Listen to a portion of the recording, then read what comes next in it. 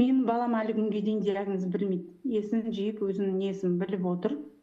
Жүруге болмайды, резко қимылдауға болмайды. Енді әлі де көзі тяжелый, жаңағы состояние тяжелый, бірақ кішкене оны қалыпты жағдайда ұстап отыруға врачтар әрекет жасап жатыр. Бірақ жеңілдеп қалды, болмаса көзі ойбай жақсы болып келеді, ондай ештеңе жоқ. Просто соны неде ұстап отыр ше, енді дальше миына кетпесін деп ше. Негізі бірінші күнге түскен диагнозды айтайын. Соғысқа бармасақ та тяжелый контузия алдық, сотрясение алдық, құсып жаңағы кәдімгідей белгілері барлығы болды. Сосын жаңағы көзі аққан, көзін түсіріп жіберген, көзін ағызғаннан бөлек көзі түсіп кеткен. И полный глазное дно, сетчатка, именно зрениеға жауап беретін сетчаткамен, полный бәрі енді кәдімгі былай раздроблено дейді ғой.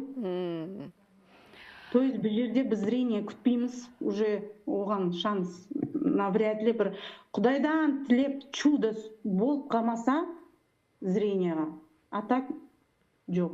Оған шетелге апарсақ та шанс почти жоқ деді. Көзі орнына біз постарались, енді барынша жаңағы жинап. Мына жерде ол әшейін қол емес, біз сол күні түскен күні врач айтты, или тепкілеген көзді деді, или бір темірмен ұрған, өйткені кулакпен қанша ұрса да бұндай болмайды деп сразу 5 врачтың бәрі айтты. Сол күні қараған специалисттің бәрі айтты. Мына жерде жыртылған и полностью іші полный кеткен.